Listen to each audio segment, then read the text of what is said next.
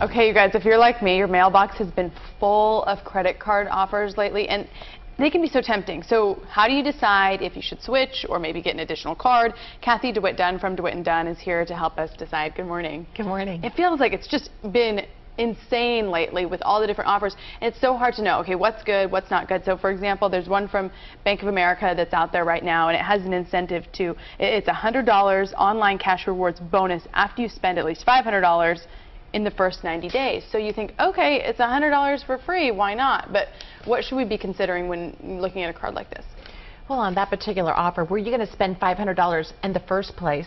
And then once you utilize that credit card, are you going to be able to repay that money as soon as you start charging? And you got to make sure that you're going to be staying within your budget and not spending money that you normally wouldn't just because of an incentive. So then there's another one. It was like a Capital One Venture card. It has all sorts of incentives. And then I also noticed there's low APR on purchases until next year, but then it's 11.9 to 21.9. Wow. That's scary because, I mean, just think about it. You've charged all this merchandise up, and if you haven't been paying it off on a monthly basis, lo and behold, a few months down the road, now your minimum payment's going to go up, and you might not be able to afford that. Make sure that you're living within your budget when you're charging all of this merchandise. Sure. So here's what I'm wondering. If you have, say, a couple $1,000s on a card, you have a high interest rate, and you get this offer for a year of no interest, should you transfer it over so that you can kind of try to pay it off without the interest? Or I would. Yeah. I mean, it's free money. Right now you're paying all this money on your interest on your credit cards anyway. Well, why not roll it over? But then you need to take that credit card and put it away in the drawer, don't use it or cut it up, and make sure that you don't get yourself into further debt. And it's noteworthy that you said cut it up as opposed to closing it, because that can do something to your credit score if you open and close a bunch of cards, right? That is correct. I mean, if you're going to close a card, make sure that you're the one that's going to close it. Make sure that it's not inactive and that the creditor isn't going to close it on your behalf, because that can lower your credit score.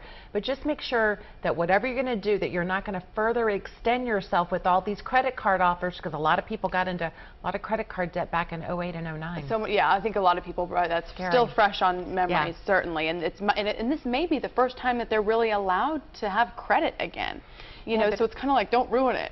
Don't ruin it, right? And make sure that you're using it for items that you were going to be purchasing anyway, because there's no such thing as a free lunch, and you don't want to get upside down. Let's talk really quickly about maybe college students or recent high school graduates, people in the 18, 19-year-old category. Is there a good starter card or a good way parents can help their children navigate this? Yeah, I mean, that's really scary, because once, you know, a lot of these credit card companies go after all the college kids. Yes. And I think one of the things is that they're going to probably get a credit card. You've got to live within your budget. Make sure you have a savings account. And then the big thing is that I have this budget worksheet on my website. It's really important to stay focused and to stay on it. I think it can help your credit score in the future if you do get a credit card, but you've got to use it responsibly, and you've got to use it for good purchases. And I guess, do you just look for the lowest interest rate you can find, and maybe not a huge limit, I guess? Yeah, I think that's really the big challenge, is make sure that maybe right now there's a lot of credit cards with zero interest, but the credit cards that have the very high credit limits on them for kids also have the highest interest rates attached to them.